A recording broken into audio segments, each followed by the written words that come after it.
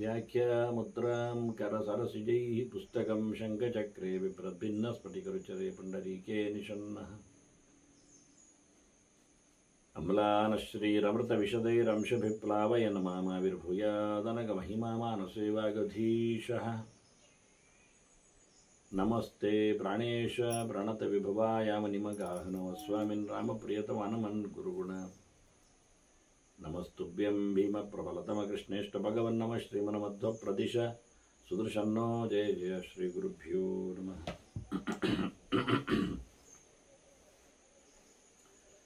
नारायणं सुरगुरुं जगदेकनाथं भक्तप्रियं सकललोकनमस्कृतं च त्रैगुण्यवर्जितमजं विभुमाद्यमीशं वन्दे भवग्रम् अमरासुरसिद्धवन्द्यं नारायणं नमस्कृत्य नरं चैव नरोत्तमं देवीं सरस्वतीं व्यासं ततो जयमुदीरे। ವೇದವ್ಯಾಸರ ಮಹಾಭಾರತದ ಚಿಂತಕರಿಗೆ ವಂದನೆಗಳು. ಶಾಂತಿ ಪರ್ವದ 351ನೆಯ ಪ್ರವಚನ.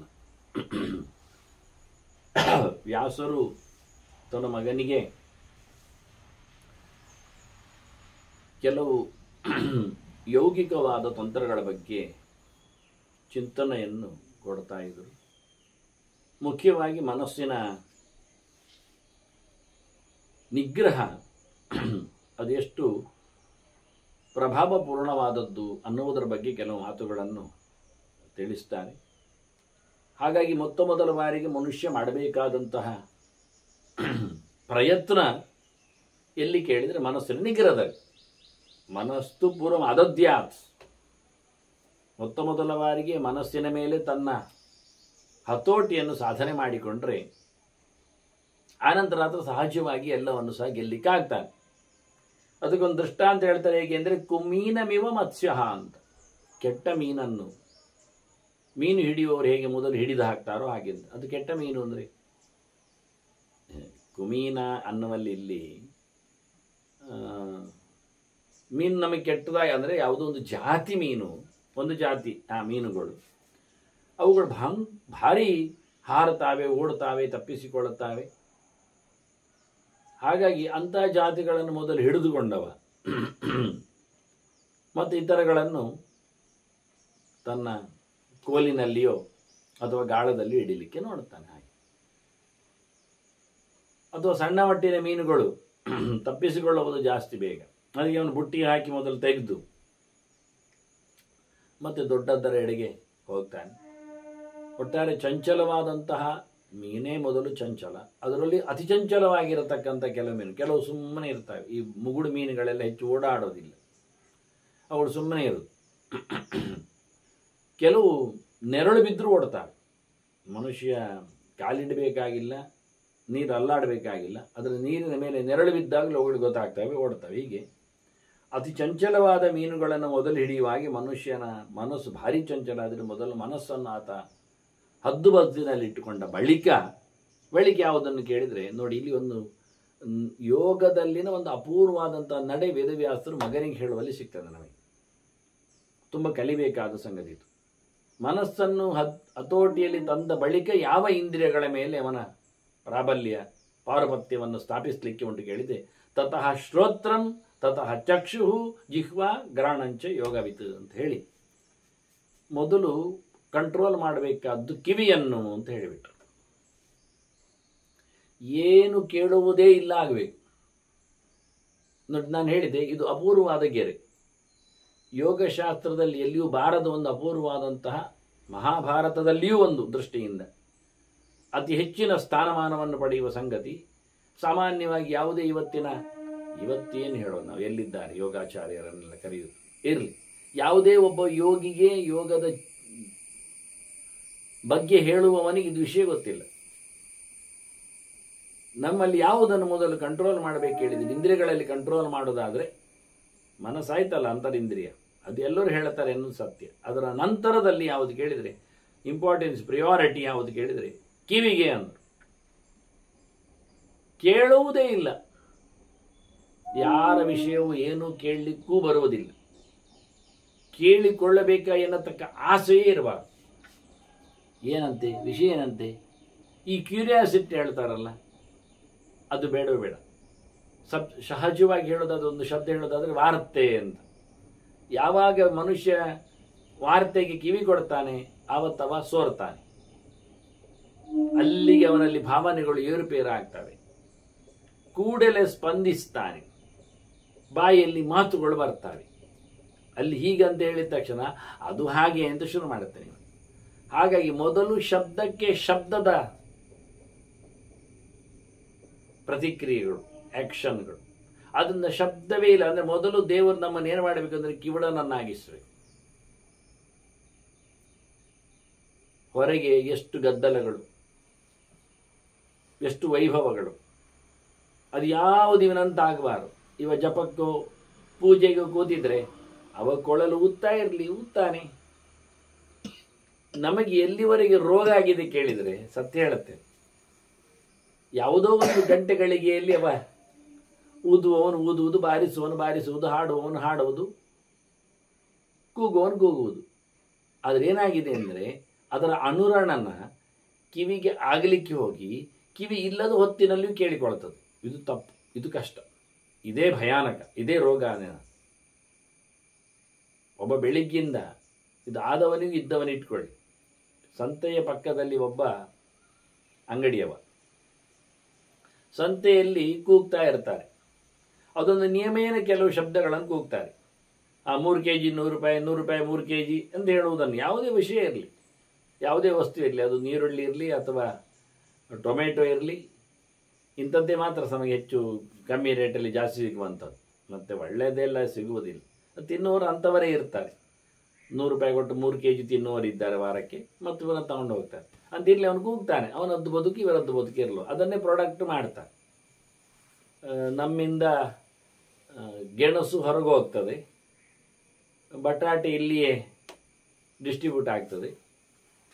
ಪಕ್ಕದ ಊರಿನವರು ಅಂದರೆ ಚೀನಾದವರು, ಅವರು ಬಟಾಟೆಯನ್ನು ಕಳಿಸ್ತಾರೆ, ಗೆಣಸನ್ನು ಉಪಯೋಗಿಸ್ತಾರೆ. ಯಾವುದು ಒಳ್ಳೆಯದು ಅದನ್ನು ಅವರು ತಿಂತಾರೆ, ಯಾವುದು ತಿನ್ನಬಾರ್ದು ಅದನ್ನು ಅವರು ಕಳಿಸ್ತಾರೆ. ನಾವು ಯಾವುದನ್ನು ತಿನ್ನಬಾರ್ದು ಅಂತೊಂಟದ್ದು ಗೊತ್ತಿದ್ದವರು ನಾವು ಅದನ್ನು ತಿಂತೇವೆ, ತಿನ್ನಬೇಕಾದ್ದನ್ನು ಕಳಿಸಿಕೊಡ್ತೇವೆ. ಹೀಗೆ ಅದರಿಂದ ಅದು ಸಂತೆಯಲ್ಲಿ ಅದೇ ಇರೋದು ಮುಖ್ಯ. ಅವನು 100ಕ್ಕೆ 3 100ಕ್ಕೆ 3 ಅಂತ ಕೂಗ್ತಾನೆ. ಕೆಲವೊಮ್ಮೆ 100ಕ್ಕೆ 3 kg ಅಂತಾನೆ, 3 kg 100ಕ್ಕೆ ಅಂತಾನೆ, ಅವನು ಬದಲಾಯಿಸ್ತಾನೆ. ಈ ಪಕ್ಕದಲ್ಲಿ ಅಂಗಡಿಯಲ್ಲಿದ್ದವ ಅವನು ಯಾವತ್ತೂ ಇರುವವ, ಸಂತೆ ಆಗೋದು ವಾರಕ್ಕೊಮ್ಮೆ. ಇವ ಅಂಗಡಿಯವ ಎಲ್ಲ ದಿನ ಇದ್ದಾನೆ ವಾರಕ್ಕೆ. ಅವನು ಈ ಶಬ್ದ ಕೇಳಿ ಕೇಳಿಕೊಂಡವ ಸಂತೆ ಇಲ್ಲ, ವಾರಕ್ಕೊಂದು ದಿವಸ ಸಂತೆ ಅಂದಲ್ಲ, ವಾರಕ್ಕೆ ಇಲ್ಲದ ಸಂತೆ ದಿನದಲ್ಲಿ ಅವನಿಗೆ 3ಕ್ಕೆ 100ಕ್ಕೆ 3 3ಕ್ಕೆ 100 ಕೇಳ್ತಾ ಇರ್ತದೆ. ಅವನಿಗೆ ಭ್ರಮೆ ಆಗಿದೆ, ಆಗ್ತಾ ಇರ್ತದೆ. ಯಾರು ಕೂಗಿದಾಗೆ ಕರೆದಾಗೆ ಹೇಳಿದಾಗೆ ಪಕ್ಕದಲ್ಲಿ ಕೇಳಿ ಕೇಳಿ ನಿರಂತರ ಕೇಳಿದ ಒಂದು 4-6 ವರ್ಷದ ಸೇಮ್ ಸಬ್ಜೆಕ್ಟ್ ಹಾಗೇ ಇರ್ತದೆ. ಅದು ಅವಾದರೆ ಇನ್ನೊಬ್ಬ ಆದರೆ ಮತ್ತೊಂದು, ಅದರಲ್ಲಿ ವಸ್ತೇನು ಹೆಚ್ಚು ಕಮ್ಮಿ ಆಗುವುದಿಲ್ಲ. ಹೀಗಾಗಿ ಅವನಿಗೆ ಏನೋ ಒಂದು ಯಕ್ಷಗಾನದಲ್ಲಿ ರಾತ್ರಿ ಇಡೀ ಚಂಡೆ ಹೊಡೆದವನಿಗೆ ಯಕ್ಷಗಾನ ಮುಗಿದೋದ್ರು ಹಗಲು ಹೊತ್ತಿನಲ್ಲಿ ಕಿವಿಗೆ ಚಂಡೆ ಕೇಳ್ತಾ ಇರ್ತದೆ. ಒಂದು ಗಳಿಗೆ ಒಂದು ಹೊತ್ತಿನ ಒಂದು ದಿನದ ಕತೆ ಹೀಗಾದರೆ ಪ್ರತಿನಿತ್ಯದ ಕತೆ ಹೇಗಾಗಬೇಡ. ಹಾಗಾಗಿ ವರ್ಷದ 360 ದಿವಸ ಒಬ್ಬ ಕೊಳಲು ಊದ್ತಾ ಕೂತ್ರೆ ಅವನು ಊದದ ಹೊತ್ತಿನಲ್ಲಿ ನಮಗೆ ಕೊಳಲು ಕೇಳುತ್ತದೆ. ಅಲಾತ ಚಕ್ರ ನ್ಯಾಯದಂತೆ ಇದು. ಒಂದು ಸರಪಳಿಗೆ ಬೆಂಕಿಯ ಬತ್ತೆಯ ಉಂಡೆಯನ್ನು ಕಟ್ಟಿ ಅದಕ್ಕೆ ಎಣ್ಣೆಯನ್ನು ಅದ್ದಿ ಅದಕ್ಕೆ ಬೆಂಕಿಯನ್ನು ಕೊಟ್ಟು ಅದನ್ನು ತಿರುಗಿಸಲಿಕ್ಕೆ ಶುರು ಮಾಡಿದರೆ ಆಗ ನಮಗೆ ಎದುರು ಕೂತವ್ರು ಏನು ಕಾಣ್ತದೆ ಅಂದರೆ ಒಂದು ಬೆಂಕಿಯ ಚಕ್ರ ಕಾಣ್ತದೆ. ನಿಜವಾಗಿ ಬೆಂಕಿಯ ಚಕ್ರ ಕಾಣಬಾರ್ದು, ಬೆಂಕಿಯ ಉಂಡೆ ಮಾತ್ರ ಕಾಣಬೇಕು. ಆದರೆ ಆ ಬೆಂಕಿಯ ಉಂಡೆ ಏನಾಯಿತು, ಪೂರ್ವ ದಿಕ್ಕಿನಲ್ಲಿದ್ದದ್ದು ಮತ್ತು ಉತ್ತರಕ್ಕೆ ದಕ್ಷಿಣಕ್ಕೆ ಪಶ್ಚಿಮಕ್ಕೆ ಎಲ್ಲ ಸಂಪರ್ಕವನ್ನು ಪಡೀತಾ ಸುತ್ತ ತಿರುಗುವ ಮೂಲಕ ಸುತ್ತ ದಕ್ಷಿಣದಿಂದ ಪಶ್ಚಿಮಕ್ಕೆ, ಪಶ್ಚಿಮದಿಂದ ಉತ್ತರಕ್ಕೆ, ಉತ್ತರದಿಂದ ಪೂರ್ವಕ್ಕೆ ಹೋಗ್ಲಿಕ್ಕೆ ಶುರು ಮಾಡಿ ಅದು ಹೋಗ್ತಾ ಹೋಗ್ತಾ ಹೋಗ್ತಾ ಮನುಷ್ಯನಿಗೆ ನೋಡುವ ಒಂದು ಸ್ವಲ್ಪ ಕ್ಷಣದಲ್ಲಿ ಅವನದನ್ನು ಬ್ರೇಕ್ ಮಾಡಲಿಕ್ಕೆ ಆಗದೆ ಉತ್ತರ ಕ್ಷಣವನ್ನು ಗಮನಿಸ್ತಾನೆ ಕಣ್ಣಿನಲ್ಲಿ. ದೀರ್ಘಕಾಲದವರೆಗೆ ಕಂಡ ವಸ್ತುವಿನ ಒಂದು ಪಿಕ್ಚರ್ ಇರ್ತದೆ, ಸೇವ್ ಅಂತೇವೆಲ್ಲ ಹಾಗೆ ಇದ್ದಿರ್ತದೆ. ಹೀಗಾಗಿ ಅವನು ಮುಂದಿನ ಸ್ಥಾನವನ್ನು ಬೆಂಕಿ ಉಂಡೆ ಮುಟ್ಟಿದರೂ ಹಿಂದಿನ ಸ್ಥಾನವನ್ನು ಅವನಿಗೆ ಬಿಡ್ಲಿಕ್ಕೆ ಆಗದೆ ಅವನು ಇಡೀ ಚಕ್ರವನ್ನು ಗಮನಿಸ್ತಾನೆ. ನೋಡಿ, ಕ್ಲಿಯರ್ ಕಟ್ ಆಗಿ ಒಂದು ಕ್ಯಾಮರಾದಲ್ಲಿ ನೀವು ಫೋಟೋ ತೆಗೆದು ಚಕ್ರ ಕಾಣುತ್ತದೆ. Out possible. ಏನು ಗಮ್ಮತ್ ನೋಡಿ, ಎಷ್ಟು ಅದ್ಭುತವಾಗಿರ್ತದೆ. ಫೋಟೋ ಕ್ಲಿಕ್ ಮಾಡಿದ್ರು ಒಂದು ಚಕ್ರವೇ ಕಾಣುತ್ತದೆ. ಈ ರೀತಿಯಾಗಿ ಶಬ್ದವೂ ಹಾಗೆ. ಶಬ್ದ ಇದಕ್ಕಿಂತಲೂ ಭಯಾನಕ. ಇದು ಕಣ್ಣಿನದ್ದಾದರೆ ಬಹಳ ಕಮ್ಮಿ ಹೊತ್ತಿನಲ್ಲಿ ಶಬ್ದ ಆಗಲ್ಲ, ಸುಮಾರು ಹೊತ್ತು ಕೇಳ್ತಾ ಇರ್ತದೆ, ಅದನ್ನು ಕೇಳಿಸಿಕೊಳ್ತದೆ, ಮನಸ್ಸು ರಿಪೀಟ್ ಮಾಡ್ತದೆ. ಕಣ್ಣು ಇನ್ನೊಮ್ಮೆ ನೋಡುವುದಿಲ್ಲ, ಕಂಡದ್ದನ್ನು ನೆನಪಿಸಿಕೊಳ್ಳುವುದರಲ್ಲಿ ಸ್ವಲ್ಪ ದೀರ್ಘಕಾಲದಲ್ಲಿ ಅದರಲ್ಲಿ ಪಿಕ್ಚರ್ ಹೊಳಿತದೆ. ಆದರೆ ಇದು ಹಾಗಲ್ಲ, ಶಬ್ದ ಹಾಗಲ್ಲ. ಶಬ್ದದಲ್ಲಿ ಕೇಳಿದ ತಕ್ಷಣ ಅದು ಹಾಗೆ ಆಕಾಶದಲ್ಲಿ ಆ ಶಬ್ದ ತರಂಗಗಳು ಹಾಗೆ ಇರುವುದರಿಂದ ಅದು ಮತ್ತೆ ಮತ್ತೆ ಕೇಳಿದಾಗೆ ಆಗ್ತದೆ. ಪ್ರತಿಧ್ವನಿಗಳಂತೆ ನಮ್ಮ ಕಿವಿ ಒಂದು ರೀತಿಯಿಂದ ಪ್ರತಿಧ್ವನಿಗೆ ಕಾರಣ ಆಗ್ತದೆ. ಅದರ ಗೋಡೆಗಳು, ಚಕ್ಕುಲಿಗಳು ಎಲ್ಲ ಸೇರಿದಾಗ ಅದನ್ನು ಮೊದಲು ಮಾಡಬೇಕಾದ ಹೇಳ್ತಾನೆ ಈತ, ಕಿವಿ ಮುಚ್ಚು ಅಂತ. ಯಾವುದು ಮುಚ್ಚಲಿಕ್ಕೆ ಆಗುವುದಿಲ್ಲ, ಯಾವುದಕ್ಕೆ ಮುಚ್ಚಳ ಇಲ್ಲ, ಯಾವುದನ್ನು ಮುಚ್ಚಬೇಕೋ ಅದನ್ನು ಮೊದಲು ಹೇಳಿದ್ರು ನೋಡಿ. ಎಷ್ಟು ಗಮ್ಮತ್ತು. ಮನುಷ್ಯ ಮೊದಲು ಮಾಡಬೇಕಾದ ಕೆಲಸ ಏನು ಕೇಳಿದರೆ, ಯಾವುದೇ ಶಬ್ದಗಳಿಗೂ ಪ್ರತಿಸ್ಪಂದನೆ ಕೊಡದೇ ಇರಲಿಕ್ಕೆ ಕಾರಣವಾಗುವಂತೆ ಶಬ್ದವನ್ನು ಸ್ವೀಕರಿಸದೇ ಇರುವುದು. ಶಬ್ದ ಇದೆ, ಕಿವಿ ಇದೆ, ಬಂದು ಬೀಳ್ತದೆ ಅಂತ ಹೇಳಬೇಕು ನಾವು. ಯಾಕೆಂದ್ರೆ ಮೂಗಿ ಇದೆ, ಗಾಳಿ ಇದೆ, ಬಂದು ಬೀಳ್ತದೆ ಹೇಳಿದಾಗೆ. ಬೇಡ ಅಂದ್ರೂ ಮೂಗನ್ನು ಗಾಳಿಯನ್ನು ಎಳ್ಕೊಳ್ಳದೆ ಇರುವುದಿಲ್ಲ, ಗಾಳಿ ಮೂಗಿಗೆ ನುಗ್ಗುತ್ತದೆ. ಹಾಗೆಯೇ ಶಬ್ದ ಕಿವಿಗೆ ನುಗ್ಗುತ್ತದೆ. ಯಾಕೆಂದ್ರೆ ಗಾಳಿಯ ಜೊತೆಯಲ್ಲಿ ಇರ್ಲಿಕ್ಕೆ ಹೋಗಿ ಎಷ್ಟು ವೇಗವಾಗಿ ಗಾಳಿಯ ಸಂಚಾರ ಇರ್ತದೋ ಅಷ್ಟೇ ವೇಗವಾಗಿ ಗಾಳಿಯನ್ನು ಅಪ್ಪಿಕೊಂಡು ಬಂದಿರತಕ್ಕ ಶಬ್ದದ ಸಂಚಾರ ಇರ್ಲಿಕ್ಕೆ ಹೋಗಿ ಇಷ್ಟು ಸಣ್ಣ ನಮ್ಮ ಕಿವಿ ಆಕಾಶದಲ್ಲಿ ಎಂಥ ಬೃಹದಾಕಾರದ ಶಬ್ದಗಳಿಗೆ ಅವಕಾಶ ಉಂಟು ನೋಡಿ.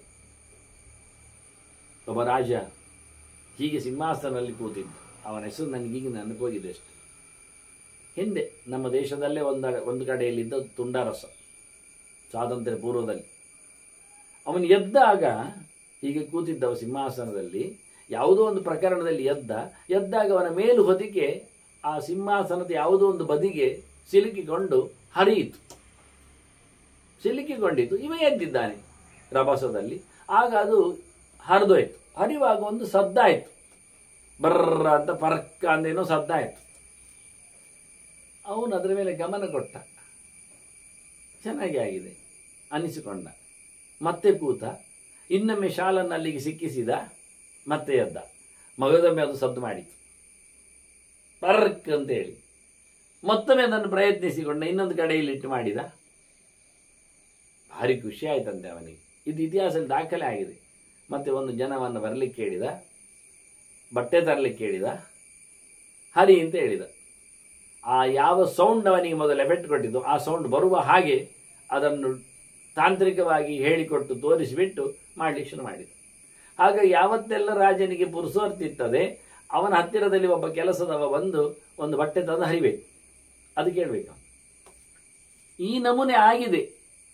ಕೆಲವರಿಗೆ ದೇವರ ನಾಮಸ್ಮರಣೆ ಕೇಳ್ತಾ ಇರಬೇಕು ಅಂತ, ಕೆಲವರಿಗೆ ಏನೋ ಗುಣುಗ್ತಾ ಇರ್ತಾರೆ ಅವರೇ, ಎಂಥದ್ದು ಹೇಳ್ತಾರೆ ಗೊತ್ತಿಲ್ಲ, ಅದು ಕೇಳ್ತಾ ಇರುವವರಿಗೆ. ಕೆಲವರಿಗೆ ಜೀರುಂಡೆದ್ದು ಕೇಳ್ತಾ ಇರ್ತದೆ, ಅದು ಕೇಳದಿದ್ದವರಿಗೆ ನಿದ್ದೆ ಬರುವುದಿಲ್ಲ ಶಬ್ದ. ಇನ್ನು ಕೆಲವರು ಏನೋ ರೆಕಾರ್ಡ್ ಹಾಕ್ತಾ ಇರ್ತೀವಿ ನೋಡಿ, ಕೆಲವು ಬಸ್ಸಿನವ, ಕೆಲವು ಅಂಗಡಿಯವ. ಈಗ ಅದೆಲ್ಲ ಬರ್ಲಿಕ್ಕೆ ಹೋಗಿದೆ ಕ್ಯಾಸೆಟ್ಗಳು. ಹಾಗಾಗಿ ಕೆಲವು ದೇವಸ್ಥಾನಗಳಲ್ಲಿಯೂ ಅದನ್ನು ಹಾಕ್ತಾನೆ ಇರ್ತಾರೆ, ಪ್ಲೇ ಮಾಡ್ತಾನೇ ಇದ್ದಾರೆ, ತಿರುಗ್ತಾನೆ ಇರ್ತದೆ, ಬರ್ತಾ ಇರ್ತದೆ. ಕೆಲವರಿಗೆ ಅದೊಂದು ರೋಗ, ಏನಾದರೂ ಕೇಳ್ತಾ ಇರಬೇಕು ಅಂತ. ಇದನ್ನು ಮೊದಲು ಗಮನಿಸಿದ, ಮೊದಲು ಮೌನ ಮಾಡಯ್ಯ ಅಂದ. ನಿಶ್ಶಬ್ದ ಶಬ್ದ ಅದು. ಸೈಲೆಂಟ್ ಬೊಬ್ಬೆ ಹೊಡಿತೇವೆ ನಾವು, ಎಲ್ಲಿ ಉಂಟು. ಕೆಲವೊಮ್ಮೆ ಹೆಣವು ಮಾತಾಡ್ತದೆ ಅನಿಸಿಕೊಳ್ತದೆ, ಸ್ಮಶಾನದಲ್ಲಿಯೂ ಗದ್ದಲ ಇರ್ತದೆ, ಸಮಾಧಿಯೂ ಸಮಾಧಾನದಲ್ಲಿ ಇರುವುದಿಲ್ಲ. ನಮಗೆ ಬೇಕಾದ ಇವತ್ತೇನು ಅಂತನ್ನ ಅತ್ಯಂತ ಕಡಿಮೆ ಮಾತು, ಸೌಂಡ್ ಪೊಲ್ಯೂಷನ್ ಆಗದಂತೆ ಮಾಡಬೇಕು. ಅದು ಮೊದಲು ಹೇಳ್ತಾನೆ ಶ್ರೋತ್ರಂ. ಇನ್ನೂ ಸುಮಾರು ಹೇಳಲಿಕ್ಕಿದೆ ಇದರಲ್ಲಿ, ಆದರೂ ಹೇಳಿದ್ನ. ಕಿವಿಯ ಮುಚ್ಚಳ ಅದ್ಭುತವಾದದ್ದು. ಆದ್ದರಿಂದ ಹೆಚ್ಚು ಜನರಿಗೆ ಸಾಯುವ ಮೊದಲು ಇಂದ್ರಿಯಗಳು ಯಾವುದು ಕೈ ಕೊಡ್ತದೆ ಹೇಳಿದರೆ ಕಿವಿ. ನೆನಪಿಟ್ಕೊಳ್ಳಿ, ಹೆಚ್ಚಿನವರಿಗೆಲ್ಲ ಹಲ್ಲು ಸಮ ಇರ್ತದೆ, ಕಣ್ಣು ಸಮ ಇರ್ತದೆ, ಕೈಕಾಲುಗಳು ಸಮ ಇರ್ತವೆ, ಮತ್ತು ದೊಡ್ಡ ಸಂಗತಿ ಹೇಳಿಕೊಳ್ಳುವಾಗೆ ಲಿವರ್, ಕಿಡ್ನಿ ಇವೆಲ್ಲ ಸಮ ಇರ್ತವೆ. ಆದರೆ ಹೆಚ್ಚಿನವರು ಗಮನಿಸಿ, ಮುದುಕರು ಕೊನೆ ಇಳೆಯ ವಯಸ್ಸಿನಲ್ಲಿ ಅವರದ್ದು ಕಿವಿ ಜೋರು ಕೇಳುವುದಿಲ್ಲ. ಅವರು ಹೇಳೋ ಸ್ವಲ್ಪ ಕಿವಿ ಸ್ವಲ್ಪ ಕಮ್ಮಿ ಆಗ್ತದೆ, ಕೇಳುತ್ತಾ ಇಲ್ಲ ಅಂತಾರೆ. ಆದರೆ ಬೊಬ್ಬೆಯನ್ನು ಕಮ್ಮಿ ಹಾಕೋದಿಲ್ಲ. ಆದ್ದರಿಂದ ಎಲ್ಲ ದೇವತೆಗಳು ನೆಲೆಗೊಂಡದ್ದು ಕಿವಿಯಲ್ಲಿ. ದಿಶಶ್ರೋತ್ರಾತ್ ಅಂತ ಹೇಳಿ ಪರಮಾತ್ಮನ ಕಿವಿಯಿಂದಾಗಿ ಎಲ್ಲ ದಿಗ್ದೇವತೆಗಳ ಸೃಷ್ಟಿಯಾಗಿದೆ. ಅದನ್ನ ನ್ಯೂಸ್ ಎನ್ನುವುದು ಹಾಗೆ ಅಲ್ವಾ, ನಾರ್ತ್ ಈಸ್ಟ್ ವೆಸ್ಟ್ ಸೌತ್ ಅಂತ. ಹಾಗಾಗಿ ಎಲ್ಲ ಕಡೆಯಿಂದಲೂ ಮುತ್ತಿಗಾಗತಕ್ಕ ಶಬ್ದಗಳು ಕೇಳುವುದು ನಿಂತಾಗ ಅವನಿಗೆ ಎಚ್ಚರ ಆಗ್ತದೆ, ಇನ್ನು ನಾನು ದೇವರನ್ನು ಮಾತಾಡಿಸಬೇಕು ಅಂತ. ಹಾಗೆ ದೇವರು ಮೊದಲು ಮಾಡೋದು ಹಾಗೆ, ಹೊರಗಿನ ಶಬ್ದಗಳನ್ನು ನಿಯಂತ್ರಿಸಿದರೆ ಒಳಗೆ ಶಬ್ದ ಶುರುವಾಗ್ತದೆ. ನಾರಾಯಣ ಶಬ್ದ, ವಿಷ್ಣು ಶಬ್ದ, ಗೋವಿಂದ ಸ್ಮರಣೆ ಅನುಕೂಲಕ್ಕಾಗ್ತದೆ. ಮೊದಲು ಇದು ಕಲಿಯಿರಿ. ಯೋಗ ಮಾರ್ಗದಲ್ಲಿ ಮೊದಲು ಮಾಡಬೇಕಾದೇನು ಕೇಳಿದ್ರೆ ಕಿವಿಗೆ ಹತ್ತಿಟ್ಟುಕೊಳ್ಳುವುದು ಮಾಡಬೇಕಾದ್ದು. ನಾವಿವತ್ತು ಕಿವಿ ಕೇಳುವುದಿಲ್ಲ ಅಂತಾದರೆ ಅದಕ್ಕೆ ಯಂತ್ರ ಮಾಡಿಕೊಂಡಿದ್ದೇವೆ. ಅದು ಬೇರೆ ಬೇರೆ ದೇಶಗಳಿಂದ ಏನೂ ಅದರಲ್ಲಿ ಮತ್ತೆ ಒಂದು ಕಾಣದಾಗಿ ಹಾಕಿಕೊಳ್ಳುವ ಒಂದು ಕಥೆ ಎಂಥದ್ದು ಮಾರೇನೆ, ಅದು ತಮಾಷೆ ಏನದಕ್ಕೆ. ಹಲ್ಲನ್ನು ಸೆಟ್ಟಿಟ್ಟುಕೊಂಡಾಗೆ, ಕಣ್ಣಿಗೆ ಲೆನ್ಸ್ ಹಾಕೊಂಡಾಗೆ, ಕಾಲಿಗೆ ಕೈಗೆ ಎಲ್ಲ ರಾಡ್ ಕಟ್ಟಿಕೊಂಡಾಗೆ, ಕಿವಿಗೊಂದು ಯಂತ್ರ.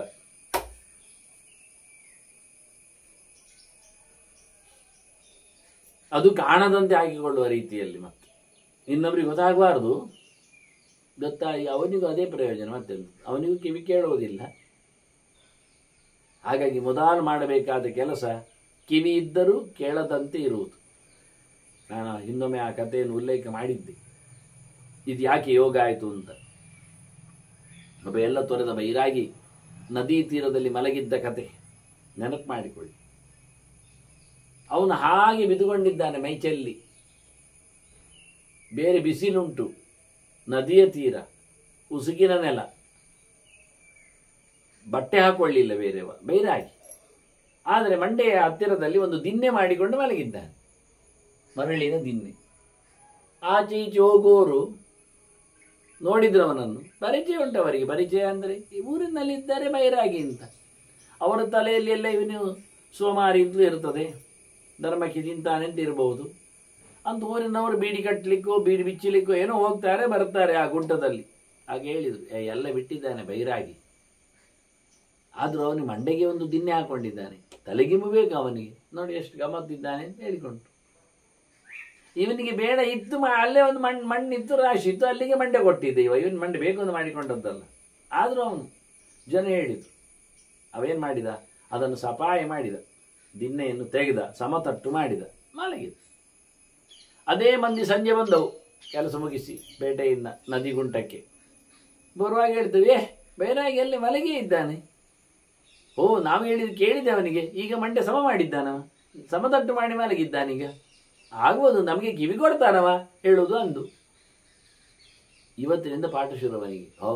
ಯಾರು ಮಾತಾಡಿದ್ರು ಕಿವಿ ಕೊಡ್ಲಿಕ್ಕಿಲ್ಲ. ಯಾರಿಗೂ ಏನೋ ಯಾರೋ ಹೇಳಿದ್ದು ಮುಗಿಯಿತು, ಸಂಬಂಧವೇ ಇಲ್ಲದ ವಿಷಯ. ನಮ್ಮಲ್ಲಿ ಅಂತ ದಿವ್ಯ ಶ್ರೋತ್ರ ನಿಧಿಗಳೆಲ್ಲ ಇದ್ದಾರೆ. ಎಂತ ಹೇಳಿದ್ರು ಗೊತ್ತೇ ಆಗೋದಿಲ್ಲ. ಏನು ಪಾಠ ಹೇಳಿದ್ರು, ಪ್ರವಚನ ಮಾಡಿದ್ರು, ಅವ್ರಿಗೆ ಕೇಳೋದೇ ಇಲ್ಲ ಕಿವಿಗೆ. ಯಬೋ ಅದ್ಭುತ.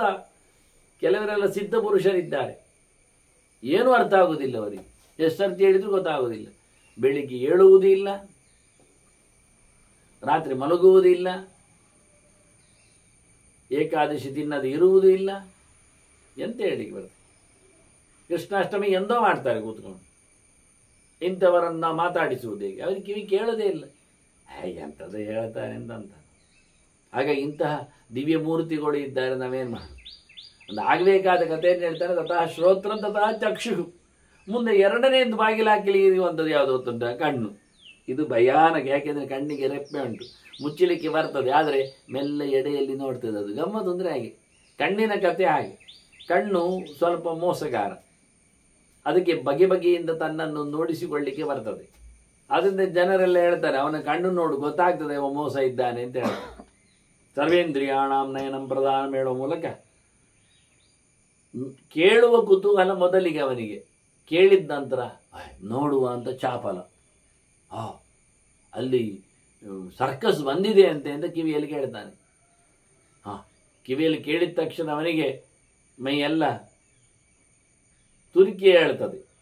ಸರ್ಕಸ್ನವರಂತೆ ಮಾರಾಯ, ಅದು ಪರದೇಶದ್ದಂತೆ, ಎಲ್ಲ ಚಂದವಾಗಿ ನೋಡಲಿಕ್ಕೆ ಉಂಟಂತೆಲ್ಲ, ಸುಮಾರೆಲ್ಲ ಫಿಗರ್ಸ್ ಉಂಟು ಹೇಳ್ತಾನೆ. ಈಗ ನೋಡು ನೋಡು ಕುತೂಹಲ. ಅದನ್ನ ಹೇಳ್ತಾನೆ, ಉಂಟು ಅಂತ ಗೊತ್ತಾದ್ರಲ್ಲ ನೀನು ಹೋಗ್ಲಿಕ್ಕೆ ಬೇಕು ಹೇಳೋದು. ಆದ್ರಿಂದ ಮೊದಲು ಕೇಳಲಿಕ್ಕೆ ಹೋಗಬೇಡ, ಕೇಳಿದ್ರಿಂದ ನಿನಗೆ ಹೋಗ್ಲಿಕ್ಕೆ ಬೇಕಾಗ್ತದೆ. ಅದರಿಂದ ಕಿವಿ ಬಾಗಿಲು ಹಾಕಿದ್ರೆ ಕಣ್ಣು ಬಾಗಿಲು ಹಾಕ್ಲಿಕ್ಕೆ ಸುಲಭ. ಅದರಿಂದ ಮೊದಲು ಕಣ್ಣು ಹೇಳಲಿಲ್ಲ, ಯಾಕೆಂದ್ರೆ ಕಿವಿ ಮೊದಲು ಕೇಳಿದ ನಂತರ ಬಾಗಿಲು ಹಾಕಿದ ನಂತರ ಗೊತ್ತಾಗ್ತದೆ. ನೋಡಿ ಬಂದು ಕಿವಿಗೆ ಹೇಳೋದಲ್ಲ. ಅದರಿಂದ ಕೇಳಿ ಬಂದು ಕಿವಿ ಕಣ್ಣಿಗೆ ಹೇಳುದು. ನೋಡ್ಲಿಕ್ಕೆ ಉಂಟು ಮಾರಾಯ, ಎಲ್ಲ ನೋಡಿದ್ದಾರಂತೆ, ಬಹಳ ಚೆನ್ನಾಗಿ ಉಂಟಂತೆ ಅಂತ ಕಿವಿ.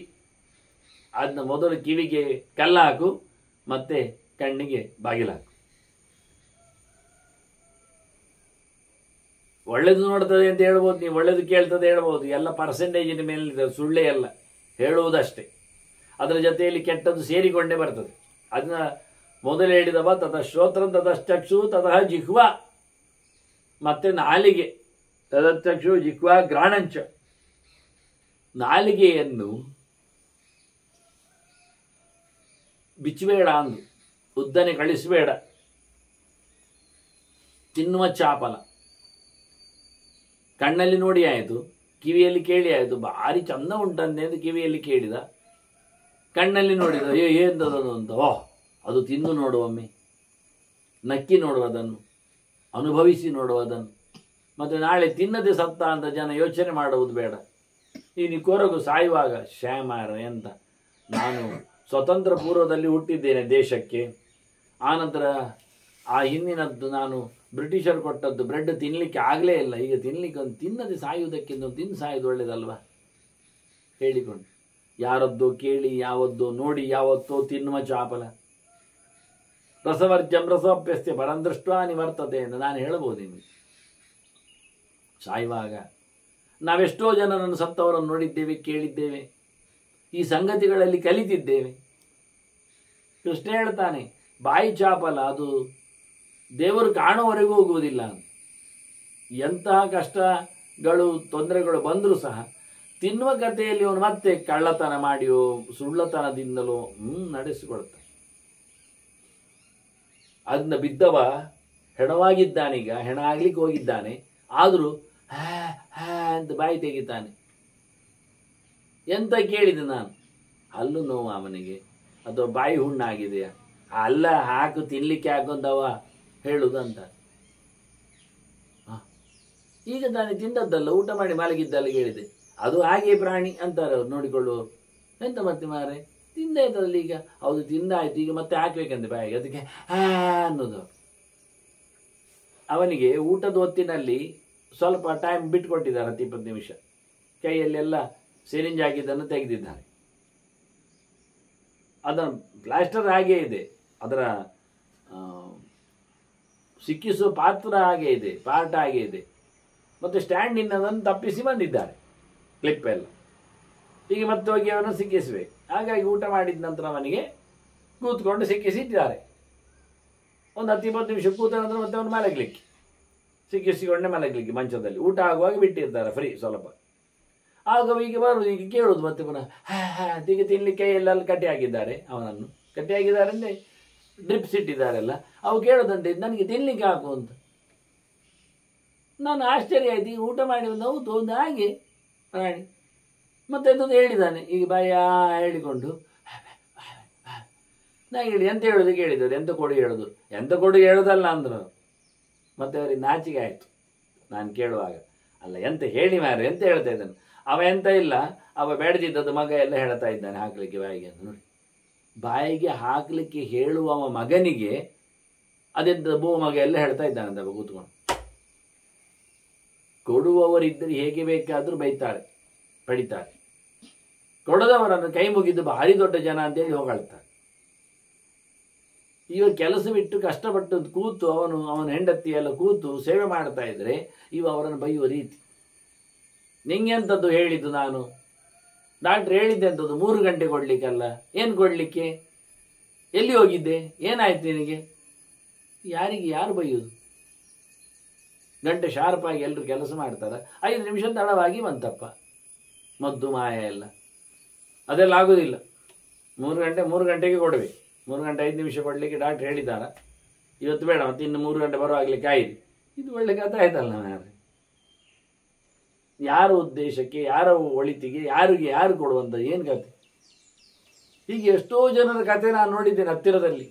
ಅವರ ಬಾಯಿ ಚಾಪಲು ಎಷ್ಟು ಜೋರು ಇರ್ತದೆ, ಬಾಯಿಯಲ್ಲಿ ಎಂಥ ಎಲ್ಲ ವಸ್ತುಗಳು, ಶಬ್ದಗಳು ಹೊರಗೆ ಹಾರ್ತಾವೆ ಅಂತ. ಇನ್ನೂ ಜೋರಾದ ಶಬ್ದಗಳೆಲ್ಲ ಇದ್ದವು ಅದರೊಟ್ಟಿಗೆ.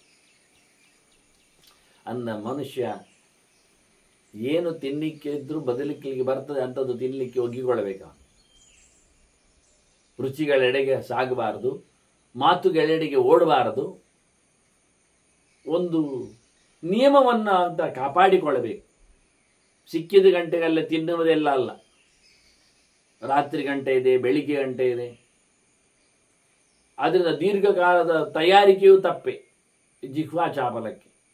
ಅದರಿಂದ ಜಿಹ್ವಾ ಅಂತಾನೆ. ತತಶ್ರೋತ್ರಂ ತತಶ್ಚಕ್ಷು ಜಿಹ್ವಾ ಗ್ರಾಣಂಚ ಯೋಗವಿತ್ತು. ಮತ್ತೆ ಮೂಗು ಸಹ. ಮೂಗು ಸುತ್ತಮುತ್ತಲು ಪರಿಮಳವನ್ನು ಬರುವಂತೆ ಮಾಡಿಸ್ತದೆ. ಶುದ್ಧ ವಾತಾವರಣ, ಶುದ್ಧ ಬಟ್ಟೆಗಳ ಧಾರಣ, ಬಟ್ಟೆ ಒಗೆಯುವುದಾಗಲಿ ಮತ್ತೊಂದಾಗಲಿ, ಇದು ಮೂಗಿನ ಚಮತ್ಕಾರ. ಕಣ್ಣಿಗಿಂತಲೂ ಮೂಗಿಗೆ. ಹಾಗಾಗಿ ನೋಡಿ, ಕಣ್ಣಿಗೆ ಒಗೆದ ಬಟ್ಟೆ ಬೇಕು, ಸಾಕು, ಆಯ್ತು ಒಗ್ತೇನೆ. ಕಣ್ಣಿಗೆ ಶುದ್ಧ ಇರಬೇಕು, ಸಾಕು, ಗುಡಿಸ್ಬೇಕು, ಸಾಕು. ಮತ್ತೆ ಪರ್ಫ್ಯೂಮ್ ಹಾಕೋದು ಯಾಕೆ? ಸೆಂಟೆಲ್ಲ ಸ್ಪ್ರೇ ಯಾಕೆ? ಅದೆಲ್ಲ ಕಣ್ಣಿಗೆ ಕಾಣ್ತದ? ಅದು ಮೂಗಿಗೆ ಪರಿಮಳ ಬರಬೇಕು ರೀ. ನೋಡಿ, ಮತ್ತೆ ಒಗೆದ ಬಟ್ಟೆ ಇಸ್ತ್ರಿ ಆಗಿದೆ, ಗರಿ ಉಂಟು, ಮತ್ತೆ ಅದರ ಮೇಲೆ ಸೆಂಟ್ ಹಾಕ್ಬೇಕಂತೆ. ಕೆಲವರು ಸೆಂಟ್ ಹಾಕೋದು ನೋಡಿದ್ದೇನೆ. ಯಾಕೆ ಅಂತ? ಅದು ಬಟ್ಟೆ ಒಗೆಯುವುದಿಲ್ಲ, ವಾಸನೆ ಬರ್ತದೆ ಅಂತ. ಅದು ಯೋಗ್ಯ. ಏನಾದರೂ ಪಕ್ಕದವರಿಗೆ ತೊಂದರೆ ಆಗಬಾರ್ದು ಎನ್ನುವುದು ನಮ್ಮ ಬದುಕು ಅಂತ. ಇದು ಆಗಲ್ಲ. ಇದು ಒಗೆದ ಬಟ್ಟೆ, ಇಸ್ತ್ರಿ ಹಾಕಿದ ಬಟ್ಟೆ ಹೊಸತು ಹಾಕೊಳ್ಳುವುದು, ಅದಕ್ಕೆ ಸೆಂಟ್ ಯಾಕೆ? ಅದು ಇನ್ನೊಬ್ಬರಿಗೆ ತಾವು ಪರಿಮಳ ಬರಬೇಕು. ವಾತಾವರಣವನ್ನು ಬೆಳಗಿಸುವುದು. ಇವರು ತೋಟದಲ್ಲಿ ಅರಳಿ ನಿಂತ ಹೂವಿಗೆ ಏನು ಚೆಲುವು, ಅದರ ಜೊತೆಯಲ್ಲಿ ಏನು ವಯ್ಯಾರ, ಅದರೊಟ್ಟಿಗೆ ಏನು ಪರಿಮಳ ಅಲ್ವಾ? ಹೌದು. ಯಾಕೆ? ಆ ಹೂವಿಗೆ ಅದೊಂದು ಇಷ್ಟ. ಏನು? ನನ್ನೆಡೆಗೆ ದುಂಬಿಗಳು ಸಾಲಾಗಿ ಬರಲಿ ಅಂತ, ಮತ್ತೆ ಬರಲಿ ಅಂತ, ಕೂತ್ಕೊಳ್ಳಿ ಅಂತ, ಪ್ರದಕ್ಷಿಣೆ ಬರಲಿ ಅಂತ. ಎಷ್ಟೋ ಹೂಗಳಿಗೆ ದುಂಬಿಗಳು ಪ್ರದಕ್ಷಿಣೆ ಬರೋದಿಲ್ಲ. ಆ ನಂತರ ಮೆಲ್ಲ ಹೋಗಿ ಕೂತ್ಕೊಳ್ಳು, ಸುಮಾರು ಸುತ್ತು ತಿರುಗಲಿಕ್ಕೆ ಉಂಟು. ಪ್ರದಕ್ಷಿಣೆ ಬಂದ ನಂತರ ಮತ್ತೆ ಹೋಗಿ ನಮಸ್ಕಾರ ಮಾಡಲಿಕ್ಕೆ. ಹಾಗೆ ಪರಿಮಳ ಇರುವುದು ಯಾಕೆ ಅಂದರೆ, ಈಗ ಅರ್ಥ ಆಯ್ತು ನಿಮಗೆ ಏನು ಅಂತ ಅಷ್ಟೇ. ಅದಕ್ಕೆ ಇವರು ಸೆಂಟ್ ಆಗುದು. ಗಂಧ ಎನ್ನುವುದು ಪರಿಮಳ ಮಾತ್ರ ಅಲ್ಲ, ವಾಸನೆ. ಅಲ್ಲಿ ಕೊಳೆತ ವಸ್ತು ಇದ್ರು ಅಲ್ಲಿಗೆ ಎಷ್ಟು ಪ್ರಾಣಿಗಳು ಬರ್ತಾವೆ ನೋಡಿ. ಹದ್ದು, ಗಿಡುಗ, ಸೊಳ್ಳೆ, ನೊಣ ಇವೆಲ್ಲ ಕೂಡುವುದೆಲ್ಲಿ? ಕೊಳೆತ ವಸ್ತುವಿನೆಡೆಗೆ. ಆದ್ದರಿಂದ ಮನುಷ್ಯನಿಗೆ ಲೌಕಿಕವಾದ ಜನರು ಅವನ ಸ್ಪ್ರೇಗೆ, ಸೆಂಟಿಗೆ ಮುತ್ತಿ ಹಾಕ್ತಾರೆ ಅಂದರೆ ಅದು ಒಂದು ದೃಷ್ಟಿಯಿಂದ ಕೊಳಕು ಅಂತ ಅರ್ಥ. ಒರಿಜಿನಲ್ ಅಲ್ಲ, ಸಹಜ ಅಲ್ಲ. ಯೋಗದಲ್ಲಿ ಹಾಗೆ ಯಾರು ಮುತ್ತಿಗೆ ಹಾಕಲಿಕ್ಕೆ ಇರಬಾರದು. ಅದನ್ನ ಗ್ರಾಣೇಂದ್ರಿಯದ ಹತೋಟಿ, ಕಂಟ್ರೋಲ್. ಅದನ್ನು ಏನೇ ಎಲ್ಲಿ ಹೇಗೆ ಇರಲಿ, ಇವನು ಎಲ್ಲಿ ಇರಬೇಕು ಅಂತ ಅರ್ಥ ಮಾಡಲಿಕ್ಕೆ ಉಂಟು ಅಂತ ಮತ್ತೆ ಹೇಳುತ್ತೇನೆ. ಆಗ ಗೊತ್ತಾಗ್ತದೆ ಮೂಗಿನ ಕಥೆ ಏನು ಅಂತ. ಹೀಗೆ ಯೋಗಶಾಸ್ತ್ರಜ್ಞ ಇರಬೇಕಾದ ಹಂತದ ಕಂಟ್ರೋಲಿಂಗ್. ತತ ಏತಾನಿ ಸಂಯಮ್ಯ ಮನಸ್ಸಿ ಸ್ಥಾಪಯೇತ್ ಯತಿ. ಎಲ್ಲ ಇಂದ್ರಿಯಗಳನ್ನು ನಿಗ್ರಹಿಸಿಕೊಂಡು ಮನಸ್ಸಿನಲ್ಲಿ ಗಟ್ಟಿ ಮಾಡಬೇಕು. ಮತ್ತೆ ಚಂಚಲ ಆಗಬಾರ್ದು, ಮನಸ್ಸು ಬಿಟ್ಟು ಹೋಗಬಾರ್ದು. ಒಂದು ಕಪ್ಪೆ ನೀಡಿದಾಗ ಇನ್ನೊಂದು ಕಪ್ಪೆ ಹಿಡಿಯುವಾಗ ಮತ್ತೊಂದು ಓಡುವುದಲ್ಲ, ಹಾರುವುದಲ್ಲ. ಎಲ್ಲ ಇಂದ್ರಿಯಗಳಾಗ ಹೌದು ಮಾರ, ನಾನು ಮೊದಲು ಕಿವಿಯಲ್ಲಿ ಹಾಗೆ ಇತ್ತು, ಈಗ ಕಣ್ಣಿಗೆ ಅಟೆನ್ಷನ್ ಕೊಡ್ಲಿಕ್ಕೆ ಹೋಗಿ ಕಿವಿ ಸತ್ತಿದೆ, ಮತ್ತೆ ಈಗ ಕಿವಿ ಓಡಿದೆ, ಇಷ್ಟ ಬಂದದ್ದು ಕೇಳಿ ಶುರು ಮಾಡಿದೆ. ಒಬ್ಬ ಕುಡಿಯುವವ ಇದ್ದ, ತಪ್ಪಿಸ್ಲಿಕ್ಕೆ ಅವನಿಗೆ ಹೇಳಿದ ಎಂಥದ್ದೊಂದು ಬೇಕಾಗ್ತದೆ ಅಂತ. ಕೊನೆಗೆ ಕಚ್ಚಲಿಕ್ಕೆ ಶುರು ಮಾಡಿದ್ದಾನವ. ಈಗ ಕುಡಿಯುವುದು ನಿಲ್ಲಿಸಿದ್ದಾನೆ, ಕಚ್ಚುತ್ತಾ ಇದ್ದಾನೆ. ಅದೇ ಪಾನ್ ಬರಾಗ ಮತ್ತೊಂದು ಇನ್ನೊಂದು ಸಮ ಕಚ್ಚುತ್ತಾ ಇದ್ದಾನೆ. ಕುಡಿಯುವುದು ಒಂದು ಕೆಲವು ಗಂಟೆಯಲ್ಲಿ ಮಾತ್ರವ. ಯಾಕೆ ಅಂದರೆ ಇಡೀ ದಿನ ಕುಡಿಲಿಕ್ಕೆ ಆಗುವುದಿಲ್ಲ. ಯಾಕೆ ಆಗುವುದಿಲ್ಲ ಅಂದರೆ ಅವು ಬಿದ್ದಿರ್ತಾನೆ. ಮುಕ್ಕಾಲು ದಿನ ಬಿದ್ದಿರ್ತಾನೆ ಕುಡಿದವ. ಹಾಗಾಗಿ ಇಡೀ ದಿನ ಕುಡಿಲಿಕ್ಕೆ ಬರೋದಿಲ್ಲ, ಇಡೀ ದಿನ ಕುಡಿದ ಅಮಲಿನಲ್ಲಿ ಇರಲಿಕ್ಕೆ ಬರ್ತದೆ. ಈ ಕಚ್ಚುವವರುಂಟಲ್ಲ, ಅಯ್ಯಬ್ಬ ಅದ್ಭುತ ಮಾರ್ಗ, ಇಡೀ ದಿನ ಕಚ್ಚಿಕೊಂಡೇ ಇರೋದು, ಬಾಯೊಳಗೆ ಇರ್ತದೆ, ಅಮಂಜ ಅಮಂಜ ಅಂತ ಹೇಳಿಕೊಂಡು ತಿಂದು ಕಚ್ಚುತ್ತಾ ಅವರು ಮಿಂದಾಗಲೂ ಕಚ್ಚುತ್ತಾ ಇರ್ತಾರೆ ಕಾಣ್ತದೆ, ಮಲಗಿದಾಗಲೂ ಕಚ್ಚುತ್ತಾ ಇರ್ತಾರೆ ಕಾಣಿಸ್ತದೆ. ಯಾರತ್ರ ಮಾತಾಡ್ಲಿಕ್ಕೆ ಬಂದ್ರೆ ಮಧ್ಯೆಯಲ್ಲಿ ಹಾಗೆ ಬಾಯಲ್ಲಿ ಇಟ್ಕೊಂಡು ಮಾತಾಡ್ತಾರೆ, ಕೆಲವೊಮ್ಮೆ ಉಗುದು ಮಾತಾಡ್ತಾರೆ. ಒಬ್ಬ ಒಳ್ಳೆಯವ ಮಾತಾಡ್ಲಿಕ್ಕೆ ಬಂದರೆ ಅವನ ಎದುರು ಉಗಿತಾರೆ, ಅವನನ್ನು ನೋಡಿ ಉಗುಳಿ ಮತ್ತೆ ಮಾತಾಡ್ತಾರೆ. ಅದು ಒಂದು ತಪ್ಪಿಸ್ಲಿಕ್ಕೆ ಇನ್ನೊಂದು ಹಿಡಿಯುವುದಲ್ಲ. ಅವ ಕಳ್ಳು ಬಿಟ್ಟದ್ದಕ್ಕೆ ಇನ್ನೊಂದು ಹಿಡಿದ, ಅದನ್ನು ಬಿಡ್ಲಿಕ್ಕೆ ಇನ್ನೂ ಡ್ರಗ್ಸ್ ಹಿಡಿತಾನೆ, ಅದು ಬಿಡ್ಲಿಕ್ಕೆ ಇನ್ನೊಂದು ಸಿಗರೇಟ್ ಹಿಡಿತಾನೆ. ಎಷ್ಟೋ ಜನ ಉಂಟಾಗಿದ್ದಾನೆ. ಕಳ್ಳು ಬಿಡಲಿಕ್ಕೆ ಸಿಗರೇಟ್ ಹಿಡಿದವರು ಇದ್ದಾರೆ, ಜರ್ದ ಹಿಡಿದವರು ಇದ್ದಾರೆ. ಹಾಗಾಗಿ ಒಂದನ್ನು ತಪ್ಪಿಸ್ಲಿ ಇನ್ನೊಂದು ತಪ್ಪಿಸುವ ಕ್ರಮ ಅಲ್ಲ, ಒಂದು ಮಾಡೋದಲ್ಲ. ತದಯೇ ತಾನೇ ಸಂಯಮ್ಯ ಮನಸ್ಸು ಸ್ಥಾಪಯತಿ, ಇದು ಎಲ್ಲವನ್ನು ಒಟ್ಟಿಗೆ ಗಟ್ಟಿಯಾಗಿಕೊಂಡು ಮನಸ್ಸಿನಲ್ಲಿ ಕೂಡಿ ಹಾಕಬೇಕು. ಬಿಡಬೇಕೆನ್ನುವುದು ಮನಪೂರ್ವಕವಾಗಿರಬೇಕು ನಿಗ್ರಹವನ್ನು. ತಥೈವ ಅಪೋಹ್ಯ ಸಂಕಲ್ಪಾದ ಮನೋಹಿ ಆತ್ಮನಿಧಾರೆ, ಹಾಗೆ ಮನಸ್ಸನ್ನು ಸಹ ಕಂಟ್ರೋಲ್ ಮಾಡಬೇಕು. ಬುದ್ಧಿ ನಿಶ್ಚಯ ಮಾಡುವಂಥದ್ದು, ಸಂಕಲ್ಪ ವಿಕಲ್ಪಗಳಲ್ಲಿರುವಂಥದ್ದು ಮನಸ್ಸು. ಆದರೆ ಇನ್ನು ಮುಂದಕ್ಕೆ ಮನಸ್ಸಿನಲ್ಲಿ ಯಾವುದೇ ರೀತಿಯಾದಂತಹ ಭಾವನೆಗಳು ವೈದಾಟಗಳು ಇರುವುದಿಲ್ಲ. ಬುದ್ಧಿ ಅದು ಗಟ್ಟಿಯಾಗಿದೆ, ಯೋಚನೆಗೆ ಗಟ್ಟಿ ಮಾಡಿಕೊಂಡಿದೆ. ಇನ್ನು ಮನಸ್ಸನ್ನು ಕಳಿಸಿ ಸಾಧನೆ ಯೋಚನೆಯಲ್ಲಿ ಬರಬೇಕು ಅಂತ ಇಲ್ಲ. ಹೀಗೆ ಮನಸ್ಸು ಗಟ್ಟಿಯಾಗಿದೆ. ಇಂಥ ಹೊತ್ತಿನಲ್ಲಿ ನಿಜವಾಗಿ ದೇವರು ಕಾಣುವಂಥದ್ದು. ಬ್ರಹ್ಮ ಪ್ರಕಾಶತೆ, ದೇವರೆಡೆಗೆ ಹೋಗಲಿಕ್ಕೆ ಕಾರಣವ ಬುದ್ಧಿಯಲ್ಲಿ ಮನಸ್ಸಿನಲ್ಲಿ ಬರತಕ್ಕಂಥ ಯೋಚನೆಗಳನ್ನು ದೂಡಿಕೊಂಡು ದೇವರ ನೆನಪಿಸಿಕೊಳ್ಳುವ ವಿಧಾನಕ್ಕೆ ವಿಧೂಮೈವ ಸಪ್ತಾರ್ಷಿ, ಮತ್ತೆ ಆದಿತ್ಯೈವ ದೀಪ್ತಿಮಾನ್, ಇನ್ನು ಒಂದು ವೈದ್ಯುತಃ ಅಗ್ನಿರಿವಾಕಾಶೇ ದೃಶ್ಯತೆ ಆತ್ಮ ತಥಾತ್ಮ. ಇವನಿ ಬುದ್ಧಿಯಲ್ಲಿ ಭಗವಂತ ಹೇಗೆ ಕಾಣುತ್ತಾನೆ, ದೇಹದಲ್ಲಿ ದೇವರು ಹೇಗೆ ಗೋಚರಿಸ್ತಾನೆ, ಮನಸ್ಸಿನಿಂದ ವಾಕ್ಯವಾದ ಪ್ರಪಂಚದಲ್ಲಿ ಭಗವಂತನ ದರ್ಶನ ಯಾವ ರೀತಿಯಲ್ಲಿ ಆಗ್ತದೆ ಅಂತ ಹೇಳಿದರೆ ವಿಧೂಮ ಇವ, ಹೊಗೆ ಇಲ್ಲದ ಅಗ್ನಿ ಅಂತ. ಸಪ್ತಾರ್ಷಿ, ಒಳ್ಳೆ ಸುತ್ತಮುತ್ತಲು ಉರಿಯುತ್ತಿರುವ ಬೆಂಕಿ ಹೊಗೆ ಇಲ್ಲದೆ ಇದ್ದರೆ ಎಷ್ಟು ಸ್ಪಷ್ಟವಾಗಿರ್ತದೆ ಹಾಗೆ ಅವನು ದೇವರನ್ನು ಪರೀಕ್ಷಿಸ್ತಾನೆ. ಅದು ಜಾಸ್ತಿ ಆಯಿತು ಆದರೆ ಅವರು ಹೇಳುತ್ತಾರೆ ಆದಿತ್ಯವ ದೀಪ್ತಿಮಾನ್ ಅಂತ. ಇನ್ನೂ ಜಾಸ್ತಿ ಇದ್ದು ಸೂರ್ಯನಂತೆ, ಪ್ರಖರ ತೇಜಸ್ಸುಳ್ಳ ಸೂರ್ಯನಂತೆ ಕೆಲವು ದೇವರನ್ನು ಗಮನಿಸ್ತಾರೆ. ಯೋಗದಲ್ಲಿ ನೆಲೆಗೊಂಡಾಗ ಆಗುವ ಕಥೆಯಲ್ಲಿ ಚಿಂತನೆಗೆ ತರುತ್ತಾರೆ. ಇನ್ನೊಂದು ರೀತಿಯಲ್ಲಿ ಹೇಳುವುದಾದ್ರೆ ವೈದ್ಯುತೋಗ್ನಿರಿವ ಆಕಾಶ, ಆಕಾಶದಲ್ಲಿ ಮಿಂಚು ಗಳ್ಳಿ ಅಂತೆ. ಮನುಷ್ಯರಿಗೆ ಅಷ್ಟೇ ಕಾಣು ನಿಜವಾಗಿ. ಹೇಗೆ ಇರ್ತದೆ ದೇವರ ಚಿಂತನೆ ಕೇಳಿದ್ರೆ, ವಿದ್ಯುದ್ವದ್ ಮಾನುಷ ವಿದ್ಯು ಅಂತ ಹೇಳಿ ಮನುಷ್ಯರಿಗೆ ಭಗವಂತ ಕಾಣುವ ಬಗೆ ಮಿಂಚಿನ ಹಾಗೆ, ಒಂದು ಮಿಂಚು ಹೋಗುದಷ್ಟೇ ಬೆಳಕು. ಸೂರ್ಯಮಂಡಲವತ್ಸುರಾಹ, ದೇವತೆಗಳಿಗೆ ದೇವರು ಹೇಗೆ ಕಾಣ್ತಾರೆ ಹೇಳಿದ್ರೆ, ಸೂರ್ಯಮಂಡಲದಂತೆ ಪ್ರಖರವಾದ ತೇಜಸ್ಸಿನಲ್ಲಿ ಭಗವಂತ ಸ್ಪಷ್ಟವಾಗಿ ದಿನಗಟ್ಟಲೆ ಕಾಣುವಾಗೆ ಕಾಣುತ್ತಾನೆ.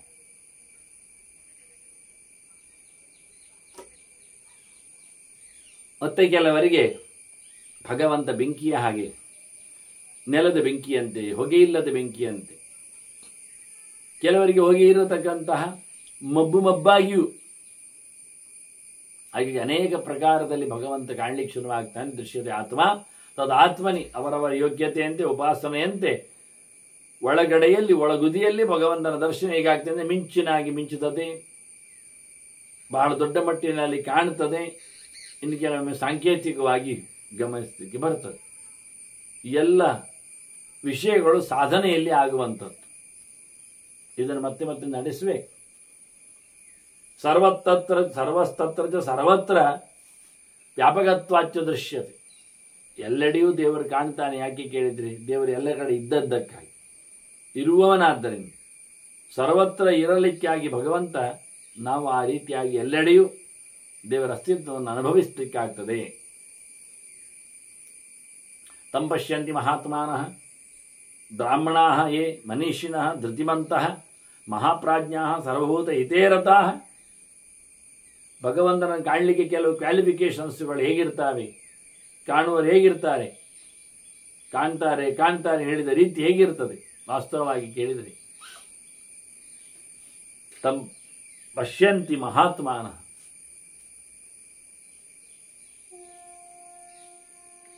ವಾಸುದೇವ ಸರ್ವಮಿತಿ ಸ ಮಹಾತ್ಮ ಸುದುರ್ಲಭ ಅಂತ ಕೃಷ್ಣನೇ ಭಗವಂತರ ಬಗ್ಗೆ ಹೇಳಿದಾಗ ಮಹಾತ್ಮ ಯಾರಾಗ್ತಾನೆ ಅಂದಾಗ ಯಾರು ದೇವರನ್ನೇ ಎಲ್ಲದರಲ್ಲಿ ತಿಳ್ಕೊಳ್ತಾನೆ ಅವರು ಮಹಾತ್ಮ ಅನಿಸ್ತಾನೆ. ಎಲ್ಲೆಡೆ ಕೃಷ್ಣನದ್ದೇ ವ್ಯವಹಾರ ಅನ್ನುವ ಎಚ್ಚರಾದವನಿಗೆ ಈ ರೀತಿಯಾಗಿ ಮಹಾತ್ಮರಿದ್ದಾರೆ ಅಂಥವರು. ಅಷ್ಟೇ ಅಲ್ಲದೆ ಮತ್ತು ಹೇಳುವಾಗ ಅವರ ಜೊತೆಯಲ್ಲಿ ಸೇರಿಸಿಕೊಳ್ಳುವಾಗ ಮುಖ್ಯವಾಗಿ ಮಹಾತ್ಮರು ಬ್ರಾಹ್ಮಣರು ಭಗವಂತನ ಬಗ್ಗೆ ವೇದದ ಮೂಲಕ ಸಂಚಾರ ಮಾಡಿದವು, ಚಿಂತನೆ ನಡೆಸಿಕೊಟ್ಟವು. ಮನೀಷಿಣ ಬುದ್ಧಿವಂತರು,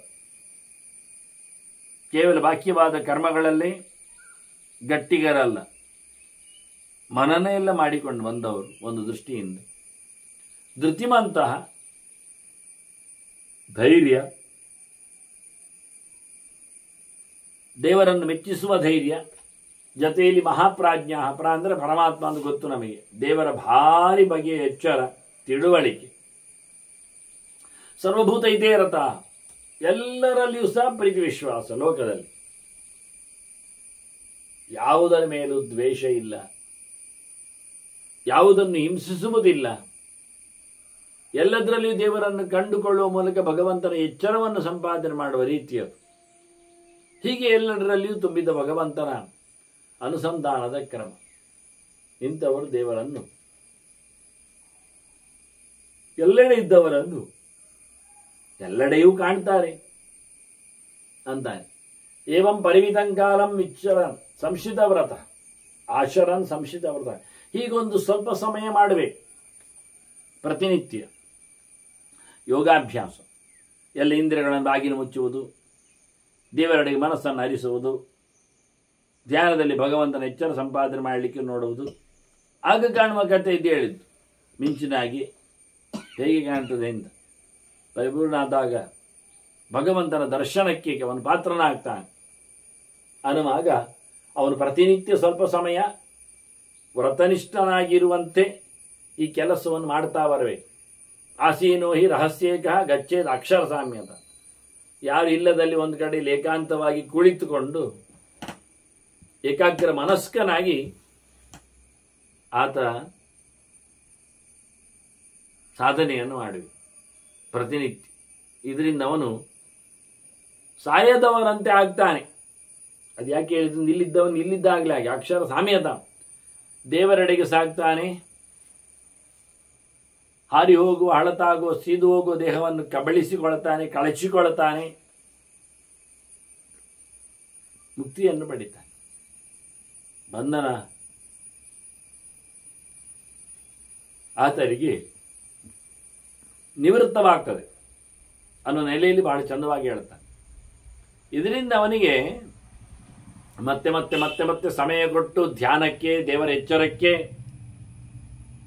ಎಲ್ಲವನ್ನು ತೊರಲಿಕ್ಕೆ ಆತ ಪ್ರಯತ್ನ ಪಟ್ಟರೆ ಅವನಿಗೆ ಒಂದು ರೀತಿಯಿಂದ ವಿಮೋಹ ಅಭ್ರಮಃ ಆವರತೆ.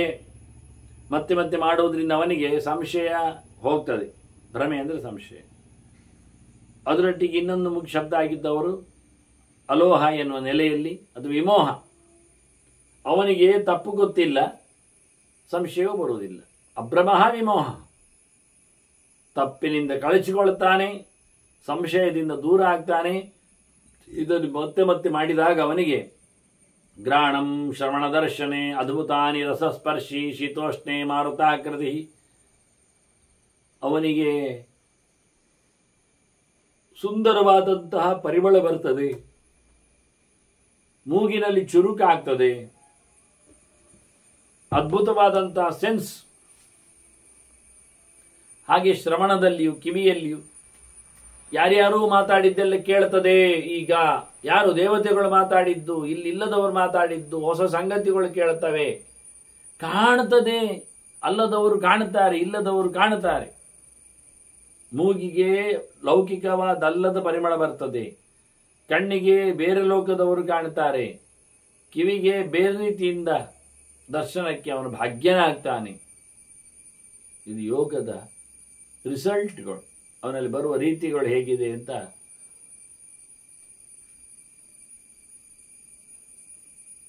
ವ್ಯಾಸರು ಹೇಳುತ್ತಾರೆ. ಒಂದು ದೃಷ್ಟಿಯಿಂದ ಅದ್ಭುತಾನಿ ರಸಸ್ಪರ್ಶಿ ಶೀತೋಷ್ಣೆ, ಗಾಳಿಯಾಗಿ ಹಗುರ ಆಗ್ತಾನೆ, ಗಾಳಿಯ ರೂಪದಲ್ಲಿ ತಿರುಗ್ತಾನೆ. ಬಿಸಿ ತಂಪುಗಳಿಲ್ಲ, ಬಿಸಿಯಲ್ಲಿ ತಂಪು ಮಾಡಿಕೊಳ್ತಾನೆ, ತಂಪಲ್ಲಿ ಬಿಸಿ ಆಗ್ತಾನೆ. ಹೀಗಾಗಿ ವಿಚಿತ್ರವಾದಂತಹ ನೆಲೆಯಲ್ಲಿ ಅವನಿಗೆ ಅದ್ಭುತವಾದಂತಹ ಚಿಂತನೆಗಳು, ಪ್ರತಿಭಾಂ ಉಪಸರ್ಗಾಂಶ, ಏನೋ ಸೃಷ್ಟಿ ಮಾಡೋ ಸಾಮರ್ಥ್ಯ ಬರ್ತದೆ. ಒಳ್ಳೆ ಯೋಚನೆಗಳು, ರಹಾಳಿಗಳು ಬರ್ತವೆ. ಇದೆಲ್ಲ ಬಂತು ಅಂತ ಹೇಳಿ ಅದರೊಟ್ಟಿಗೆ ಹೋಗಿಬಿಟ್ರೆ ಅವ ಉಪಸಂಗೃಹ್ಯ ಯೋಗತಃ ತಾನ್ ಅನಾದೃತ್ಯ ತತ್ವವಿತ್, ನಿಜವಾಗಿ ಅದನ್ನು ಗಟ್ಟಿಯಾಗಿ ಇಟ್ಟುಕೊಂಡ್ರೆ ಬಂದಿದೆ, ಉಂಟು, ಸಿಗ್ತದೆ ಅನ್ನು ಅನುಭವಿಸಿಕೊಂಡ್ರೆ ಅಲ್ಲೇ ಸೋರ್ತಾನ. ಯೋಗ ಮಾರ್ಗದಲ್ಲಿ ಮುಂದೆ ಬರೆಯುವುದಿಲ್ಲ. ಹಾಗೆ ಇವರು ಹೇಳ್ತಾರೆ, ಅದನ್ನು ಅನಾದೃತ್ಯ ಲೆಕ್ಕಿಸದೆಯೇ ಆತ್ಮನ್ಯೇವ ನಿವರ್ತಯತ್, ಪರಮಾತ್ಮನಲ್ಲಿ ಆತ ನೆಲೆಗೊಳ್ಳಬೇಕು. ಸಿದ್ಧಿಗಳು ಬಂದಾಗ ಅದನ್ನು ನೋಡಿಕೊಳ್ಳಲಿಕ್ಕೆ, ಜನರಿಗೆ ತೋರಿಸಲಿಕ್ಕೆ ಅದನ್ನು ಅಭ್ಯಾಸ ಮಾಡಿಕೊಂಡ್ರೆ ಆತ ಸೋಲ್ತಾನೆ. ಅಷ್ಟೇ ಅಲ್ಲ, ಬಹಳಷ್ಟು ಸಮಯ ಆ ಫಲಗಳು ಉಳಿಯುವುದಿಲ್ಲ ಅವನಿಗೆ. ಅದು ನಾಶವನ್ನು ಪಡಿತದೆ ತನ್ನಷ್ಟಕ್ಕೆ. ಅಷ್ಟೇ ಅಲ್ಲ, ಅವನೇ ನಾಶನ ಆಗ್ತಾನೆ ಕೊನೆಗೆ. ಹೀಗಾಗಿ ಆದಷ್ಟು ಸಮಯ ಒಳ್ಳೆ ನಿವೃತ್ತಿಯನ್ನು ಬಳಸುವ ಮೂಲಕ ಆತ ಸಿದ್ಧಿ ಬಂದಾಗ ಅದನ್ನು ಉಪಯೋಗಿಸಿಕೊಳ್ಳದೆ ಅದನ್ನು ಬಿಡಬೇಕು. ಕುರ್ಯಾತ್ ಪರಿಚಯಂ ಯೋಗೆ ತ್ರೈಕಾಲ್ಯೇ ನಿಯತೋ ಮುನಿ, 3 ಹೊತ್ತು ಕೂತ್ಕೊಳ್ಬೇಕು ಪ್ರಯತ್ನ ಮಾಡಲಿಕ್ಕೆ. ತ್ರಿಕಾಲ ಸಂಧ್ಯಾವಂದನೆಯನ್ನಾದರೂ ಅದು ಯೋಗದ್ದೇ ಒಂದು ಮುಖ, ಸೂರ್ಯನದ್ದೇ ಉಪಾಸನೆ ಆಗಿದೆ ಅನ್ನೋ ನೆಲೆಯಲ್ಲಿ ಅದನ್ನಾದರೂ ಮಾಡಬೇಕು. ಅಲ್ಲದಿದ್ದರೂ 3 ಹೊತ್ತು ನಡೆಸಿಕೊಡಬೇಕು. ಯೋಗವನ್ನು ಮಾಡ್ತಾ ಬರಬೇಕು. ಚೆನ್ನಾಗಿ ಅದನ್ನು ಹರಡಿಕೊಂಡು, ಸುಮ್ಮನೆ ಕಾಟಾಚಾರದಲ್ಲಿ ಅಲ್ಲ, ಎಲ್ಲ ಇಂದ್ರಿಯಗಳನ್ನು ಬ್ಲಾಕ್ ಮಾಡಿಕೊಂಡು ಭಗವಂತನ ಎಚ್ಚರವನ್ನು, ಧ್ಯಾನವನ್ನು ಸಂಪಾದನೆ ಮಾಡುವ ರೀತಿ ಅದು ಇಲ್ಲೆಲ್ಲ ಆಗುವುದಿಲ್ಲ. ಮನೆಯಲ್ಲಿ ಮಂದಿ ಬಿಡುವುದಿಲ್ಲ, ಊರಿನಲ್ಲಿ ಜನ ಕಲ್ಲೊಡಿತಾರೆ. ಅದಕ್ಕೆ ಹೇಳ್ತಾರೆ, ಗಿರೀಶನ್ಗೆ ಹೋಗಪ್ಪ, ಬೆಟ್ಟದ ತುದಿ ಹೋಗಿ, ಯಾರು ಬರುವುದಿಲ್ಲ. ತಥಾ ಚೈತ್ಯೆ, ಸ್ಮಶಾನದಲ್ಲಿ ಇರು ಮಾರಾಯ, ಪರವಾಗಿಲ್ಲ. ವೃಕ್ಷಾಗ್ರೇಶು ಚ ಯೋಜೆಯತ್, ಮರದ ತುದಿಗೆ ಅತಿ ಬಿಡುದು ನಮಗೇನಂತೆ. ಹಾಗೆ ಎಲ್ಲಿಯಾದರೂ ಬೇರೆ ಕಡೆಯಲ್ಲಿ ಕೂತು ಪ್ರಾಕ್ಟೀಸ್ ಮಾಡಲಿಕ್ಕೆ ಉಂಟು ಅಂತಾರೆ, ಮುಂದುವರಿಸಲಿಕ್ಕೆ ಉಂಟು. ಎಲ್ಲಿ ಆಗು, ಯಾರು ಬಾರದ ಜಾಗಕ್ಕೆ ಹೋಗಬೇಕು ಅವನು. ಶೂನ್ಯಾಹ ಗಿರಿಗುಹಾಶ್ಚೈವ, ಯಾರು ಇಲ್ಲದ ಜಾಗ ಅಂದ ತಕ್ಷಣ ಯಾರಿಲ್ಲ ಅಂತ ಹೇಳಿಕೊಂಡು ಬಾತ್ರೂಮಿಗೋ ಪಾಯಿಖಾನೆಗೆಲ್ಲ ಹೋಗುವುದಲ್ಲ. ಯಾಕೆಂದ್ರೆ ಅಲ್ಲಿ ಯಾರು ಬರ್ತಾರೆ ಮಧ್ಯೆಯಲ್ಲಿ, ಅಂದ್ರೆ ಬರುವ ನಿರೀಕ್ಷೆ ಇರ್ಲಿಕ್ಕೆ ಹೋಗಿ ಧ್ಯಾನ ಜಪ ತಪಗಳು ಮುಂದೆ ಹೋಗುವುದಿಲ್ಲ. ಯಾರು ಬರುವುದಿಲ್ಲ ಎನ್ನುವುದು ಕನ್ಫರ್ಮ್ ಆದಲ್ಲಿ ಭಾರಿ ಚೆನ್ನಾಗಿರ್ತದೆ. ಅದರಿಂದ ಶೂನ್ಯ ಅಂದ್ರು, ಇಲ್ಲದ ಅಂತಂದ್ರು, ಅದು ಇಲ್ಲದ್ದಲ್ಲ, ಅದು ಒಬ್ಬರ ಹೆಸರಲ್ಲಿ ಇರ್ತದೆ. ಅದು ಎಲ್ಲರಿಗೂ ಇರುವುದರಿಂದ ಅದು ಬಾಗಿಲು ಹಾಕ್ಲಿಕ್ಕಿಲ್ಲದ ಜಾಗ. ಅದನ್ನ ಶೂನ್ಯದ ಜಾಗದಲ್ಲಿ, ಯಾರು ಇಲ್ಲದಲ್ಲಿ ಹೋಗ್ಬೇಕು. ಶೂನ್ಯ ಮುಖ್ಯವಾಗಿ ಯಾರು ಇಲ್ಲದ ಅನ್ನುವ ನೆಲೆಯಲ್ಲಿ ಹೇಳಲಿಕ್ಕೆ ಹೋದಾಗ ಇವನ್ನೆಲ್ಲ ಇಟ್ಕೊಳ್ತಾರೋ. ಮುಖ್ಯವಾಗಿ ಬರಬೇಕಾದ ಜಾಗಗಳು ಗಿರಿಗುಹಾಶ್ಚೈವ, ಬೆಟ್ಟದ ಗುಹೆಗಳು, ಆ ದೇವತಾಯತನಾನಿಚ, ಯಾರು ಇಲ್ಲದ ದೇವರ ಕೋಣೆಗಳು. ಕೆಲವೊಮ್ಮೆ ಹಗಲಿಗೆ ಬೆಳಿಗ್ಗೆ ಬಂದು ಪೂಜೆ ಮಾಡಿ ಹೋಗಿಬಿಟ್ರೆ ಮತ್ತೆ ಅದನ್ನು ಬಾಗಿಲು ಹಾಕಿ ಇನ್ಯಾರು ಬರುವುದೇ ಇಲ್ಲ. ಪಿಲಾರ್ ಕ್ಯಾನ್ರಂತ ದೇವಸ್ಥಾನಗಳಲ್ಲಿ 8-10 ಗಂಟೆಯಲ್ಲಿ ಪೂಜೆ ಪುನಸ್ಕಾರಗಳು ಇದ್ದರೆ ಆಗಿ ಹೋಗ್ತದೆ, ಮತ್ತೆ ಯಾರೂ ಇಲ್ಲ, ಕಾಡಿನ ಮಧ್ಯೆಯಲ್ಲಿರುವಂಥ. ಹಾಗೆ ಆ ರೀತಿಯಲ್ಲಿ ಅಂತ ಅಂದುಕೊಂಡ್ರು ಒಂದು ದೃಷ್ಟಿಯಿಂದ ಯಾರು ಇಲ್ಲದ ಜಾಗ ಆಗಬೇಕು. ಶೂನ್ಯಾಗಾರಾಣಿ ಚೈಕಾಗ್ರಹ ನಿವಾಸಾರ್ಥಂ, ಬದುಕಲಿಕ್ಕೆ ಇರಲಿಕ್ಕೆ ಅಂತಹ ಜಾಗಗಳನ್ನ ಯಾರಿಲ್ಲದನ್ನೇ ಆಯ್ಕೆ ಮಾಡಿಕೊಳ್ಬೇಕು. ಹಾಗೆ ಅಲ್ಲಿ ಕೂತ್ಕೊಂಡು ಉಪಕ್ರಮೇತ್ ಅಲ್ಲಿಗೆ ಹೋಗಿಕೊಂಡು ಕೂತ್ರೆ ನಿಜವಾಗಿ ಧ್ಯಾನ ಎಲ್ಲ ಮಾಡಲಿಕ್ಕೆ ಆಗ್ತದೆ ತನ್ನಷ್ಟಕ್ಕೆ. ಸನ್ನಿಯತ್ಮ್ಯ ಇಂದ್ರಿಯ ಗ್ರಾಮಂ ಶ್ರೋತ್ರೇ ಭಾಂಡವನ ಇವ ಕೋಷ್ಟೇ ಭಾಂಡವನ ಇವ. ಮನೆಯಲ್ಲಿ ದುಡ್ಡು ಒಟ್ಟು ಮಾಡಲಿಕ್ಕೆ ಹೇಗೆ ಒಬ್ಬ ಪ್ರಯತ್ನಿಸಿ ಎಲ್ಲವನ್ನು ಕಟ್ಟ ಹಾಕಿ ಎಲ್ಲ ಕಡೆಯಲ್ಲಿ ಬ್ಲಾಕ್ ಮಾಡಿ, ಹಾಗೆ ಸಂಯಮ ಇಂದ್ರಿಯ ಗ್ರಾಮಂ ಕೋಷ್ಟೇ ಭಾಂಡವನಾಯ. ಹೃದಯ ಗುಹೆಯಲ್ಲಿ ಭಗವಂತನನ್ನು ಮನಸ್ಸು ಹರಿಸಿ, ದೊಡ್ಡ ನಿಧಿ ಭಗವಂತ ಎನ್ನುವ ಎಚ್ಚರದಲ್ಲಿ ಅದು ಎಲ್ಲವನ್ನು ನಿಯಂತ್ರಣ ಮಾಡಿ ಕೂತರೆ ಏಕಾಗ್ರಂ ಚಿಂತೆಯನ್ ನಿತ್ಯಂ ಯೋಗಾತ್ ನೋದ್ವೇಜೇತ್ ಮನ. ಏಕಾಗ್ರ ಮನಸ್ಕನಾಗಿ ಭಗವಂತನ ಚಿಂತನೆಗೆ ತನ್ನ ಮನಸ್ಸನ್ನು ತೊಡಗಿಸುವೆ. ಮನಸ್ಸನ್ನು ಬಗ್ಗಿಸುವುದು, ಗಲಾಟೆ ಎಬ್ಬಿಸುವುದು, ಅದಕ್ಕೆ ಗುದ್ದಿ ಹಾಕುವುದು ಎಲ್ಲ ಇಲ್ಲ. ಮಕ್ಕಳನ್ನು ನೋಡಿಕೊಳ್ಳಲಿಕ್ಕೆ ದಾರಿ ತರಲಿಕ್ಕೆ ಹೇಳಿಕೊಳ್ಳಿ, ಅವುಗಳಿಗೆ ಬೆನ್ನಿಗೆ ಮಂಡೆಗೆ ಗುದ್ದಿದ್ರೆ ಆಗ್ತದೆ? ಆಗುವುದಿಲ್ಲ. ಅವುಗಳ ಮನಸ್ಸು ಹಗುರವಾಗಿರ್ತದೆ, ಗೊತ್ತಿಲ್ಲ. ಹಾಗಾಗಿ ಭಾಷೆ ಬರುವುದಿಲ್ಲ ಎನ್ನುವುದು ಸತ್ಯ, ಅದಕ್ಕೆ ಮಕ್ಕಳು ಅಂತ ಹೆಸರು. ಭಾಷೆ ಬರಲಿಕ್ಕೆ ಆಗುವುದಿಲ್ಲ ಎನ್ನುವುದು ಗೊತ್ತು, ಅದಕ್ಕೆ ನಮಗೆ ಅವುಗಳಿಗೆ ಯೋಗ್ಯತೆ ಇಲ್ಲ ಅಂತ ಅನ್ನೋದು. ಆದರೆ ಮೂರನೇ ಹಂತಕ್ಕೆ ನಾವು ಹೋಗಲಿಕ್ಕೆ ಇಲ್ಲ, ಅದರಿಂದ ಉಪಯೋಗ ಆಗಲಿಲ್ಲ. ಹಾಗಾಗಿ ಸ್ವಭಾವವನ್ನು ತಿದ್ದಲಿಕ್ಕೆ ಆಗದೇ ಇದ್ದಾಗ ಕಪ್ಪು ನಾಯಿಯನ್ನು ಬಿಳುಪು ಮಾಡಿದಾಗ ಹೇಗೆ ಪೌಡರ್ ಹಾಕಿ ಅಲ್ಲ, ಕೋಲ್ ಬಡದು ಕೋಲಿನಲ್ಲಿ ಅದು ಬಿಳಿ ಆಗ್ತದೆ ರೀ, ಆಗುವುದಿಲ್ಲ. ಅದರಂತೆ ಮನುಷ್ಯ ಮನಸ್ಸನ್ನು ಯೋಗದಲ್ಲಿ ತರಬೇತುಗೊಳಿಸ್ತಾ ಅತಿ ಕಠಿಣವಾದ ಯೋಗೋಪಾಯದಿಂದ ಮನಸ್ಸನ್ನು ಉದ್ವೇಗಕ್ಕೆ ಒಳಪಡಿಸಬಾರದು, ಅದಕ್ಕೆ ಅಜೀರ್ಣ ಆಗುವಂತೆಲ್ಲ ಮಾಡಬಾರ್ದು. ನಿಧಾನಕ್ಕೆ ಏನೋಪಾಯೇನ ಶಕ್ಯೇತ ಸನ್ನಿಯಂತಂ ಚಲಮ್ಮನ ತತ್ತದ್ಯುಕ್ತೋ ನಿಷೇವೇತ ನಚೈವ ವಿಚಲೇತ. ಉಪಾಯದಿಂದ ಅದನ್ನು ಬಗ್ಗಿಸಲಿಕ್ಕೆ ಇಟ್ಕೊಳ್ಳಿಕ್ಕೆ ನೋಡಬೇಕು ಹೊರತು ಎಲ್ಲಿಗೆ ಅದು ದೇವರೆಡೆಗೆ ಹೋಗ್ಬೇಕು. ಸನ್ನಿಯಂತಂ ಸಂಯಮ ಇಂದ್ರಿಯ ಹೇಳಿದಾಗೆ ಸಂಬಂಧ ಪರಮಾತ್ಮ ಅಗೇ ಪ್ರವಿ ಸಂಭೂಮ, ಭಗವಂತನೆಡೆಗೆ ಹೋಗಲಿಕ್ಕೆ ಆಗುವಂತೆ ಅದನ್ನು ಆದಷ್ಟು ಚಂಚಲವಾದ ಮನಸ್ಸನ್ನು ಬಗ್ಗಿಸ್ತಾ ಬರಬೇಕು. ಅದಕ್ಕೆ ಸಂಬಂಧಪಟ್ಟಂತೆ ಹಾಗೆ ಪೂಸಿ ಆಗ್ತಾ ಅಲ್ಲಲ್ಲೇ ಇದ್ದುಕೊಂಡು ಯಾವ ನೆಲೆಯಲ್ಲಿ ಹೇಗೆ ಅದನ್ನು ನಡೆಸಿಕೊಳ್ಳಲಿಕ್ಕೆ ಆಗ್ತದೆ ನೋಡಿಕೊಂಡು ಪ್ರತಿಯೊಬ್ಬನು ಪ್ರತಿನಿತ್ಯವೂ ಪ್ರತಿ ಕಡೆಯಲ್ಲಿಯೂ ಈ ಅಧ್ಯಯನವನ್ನು, ಯೋಗದ ಚಿಂತನೆಯನ್ನು, ಭಗವಂತನ ಕಾಣುವ ಪರಿಯನ್ನು ಅದನ್ನು ನಡೆಸಿಕೊಳ್ಳಿ. ಮುಖ್ಯವಾಗಿ ಈ ರೀತಿಯಾಗಿ ಭಗವಂತನ ಸಂಪರ್ಕವನ್ನು ಮಾಡಲಿಕ್ಕೆ ಹೋದಾಗ ಆತ ಯಾರ ಜೊತೆಯಲ್ಲಿ ಯಾವುದೇ ರೀತಿಯಾಗಿ ಹೆಚ್ಚು ಒಡನಾಟದಲ್ಲಿ ಸಿಗಬಾರದು. ನಾಭಿಶ್ವಜೇತ್ ಪರಂ ವಾಚ ಕರ್ಮಣ ಮನಸಾಪಿ.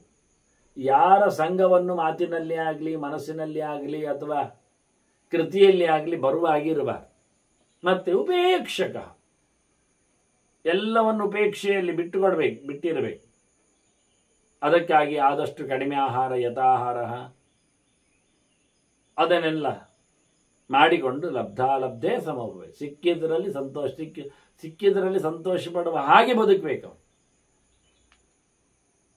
ಯಾವತ್ತು ಎಲ್ಲಿಯೂ ಸಹ ಹೆಚ್ಚು ಒಡನಾಟವನ್ನು ಮಾಡಿಕೊಳ್ಳದೆ, ಯಾರಲ್ಲಿಯೂ ನಿಲುಕದೆ, ಮಾತಿಗೆ ಮಾತು ಹೋಗ್ತಾ ಮುಂದುವರಿತದೆ, ಕೃತಿ ಮುಂದುವರಿತಾ ಆಗ್ತದೆ, ಮನಸ್ಸು ಮತ್ತೆ ಅದನ್ನು ಒಪ್ಪಿಕೊಳ್ಳುತ್ತದೆ. ಅದಕ್ಕೆ ಆಗದಂತೆ ತ್ರಿಕರಣಪೂರ್ವಕವಾಗಿ ಯಾವುದನ್ನು ಹಚ್ಚಿಕೊಳ್ಳದೆ, ಮೆಚ್ಚಿಕೊಳ್ಳದೆ, ಅಂಟಿಸಿಕೊಳ್ಳದೆ, ಆತುಕೊಳ್ಳದೆ ಆತ ಬದುಕಲಿಕ್ಕೆ ನೋಡಬೇಕು.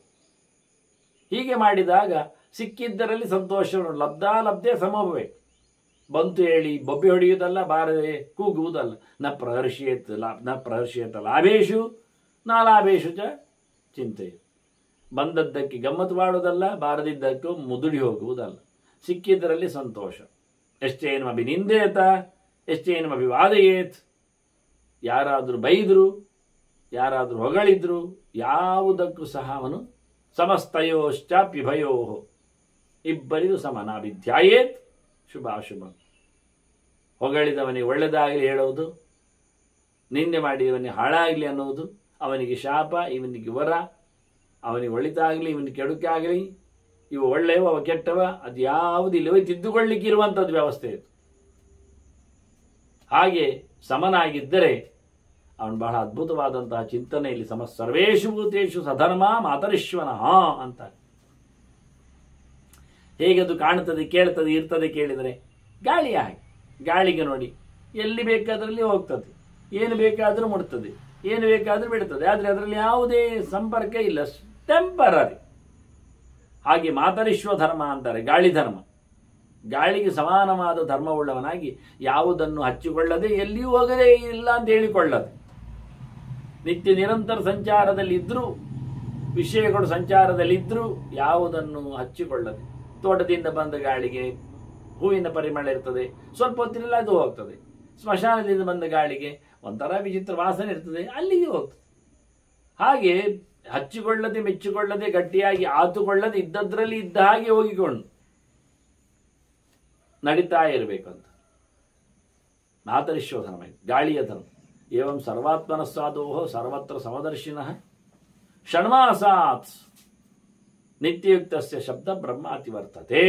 ಹೀಗೆ 6 ತಿಂಗಳು ಕಳೆದಾಗ ನಿಧಾನಕ್ಕೆ ಅವನಿಗೆ ಎಲ್ಲೆಡೆಯೂ ಭಗವಂತನ ದರ್ಶನ ಮಾಡುವ ಸಾಧುತ್ವವನ್ನು ಪಡೆದವನಿಗೆ, ಸಹಜವಾಗಿ ಎಲ್ಲೆಡೆ ಸಮದರ್ಶಿಯಾಗಿ ನಿಂತವನಿಗೆ ವೇದ ಅರ್ಥ ಆಗ್ತದೆ, ವೇದದಲ್ಲಿ ಭಗವಂತನ ದರ್ಶನ ಆಗಲಿಕ್ಕೆ ಶುರುವಾಗ್ತದೆ.